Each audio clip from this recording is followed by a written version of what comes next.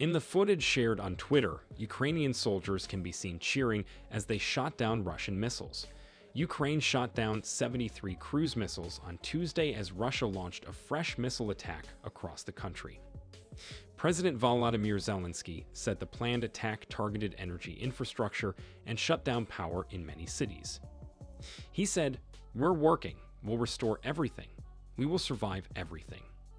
The Ukraine media has reported that the missile strikes targeted multiple regions across Ukraine, including the capital Kyiv and the recently liberated Kharkiv city.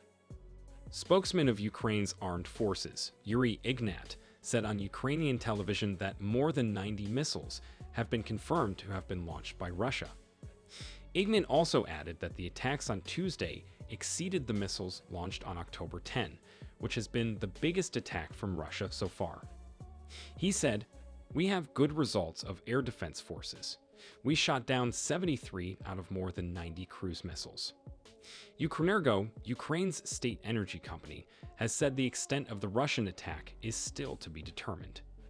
The northern and central regions of Ukraine were the most affected by the attack, and Ukrainian officials have said the situation in Kyiv is extremely difficult and emergency shutdowns have been introduced.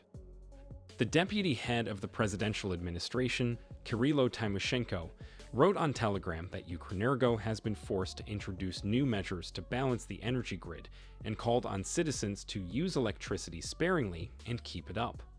The terrorists will be defeated. It's been reported that at least half of Kyiv is without electricity, as well as certain areas in the Dnipro, Odessa, and Zhytomyr regions. Kharkiv's mayor, Ihor Terekhov, has said critical infrastructure has been damaged in the city, and it's been reported that the 80,000 residents of the city are currently without heat and electricity. On Telegram, the mayor wrote, "There are problems with the energy supply. Overground electric transport and the metro have been stopped." The attacks have come at a time Ukraine has been trying to restore Kharkiv after taking back the city from Russian forces. The United Nations human rights official monitoring Ukraine, Matilda Bogner, has said the recently liberated city is in a dire humanitarian situation.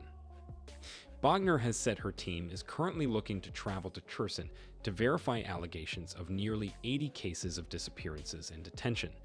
The National Police of Ukraine will begin investigating 3 alleged torture sites in the Kherson region. The Ukraine Chief of Presidential Staff, Andriy Yermak, has said the attack on Ukraine was due to President Zelensky's speech at the G20 summit currently happening between the world's largest economies.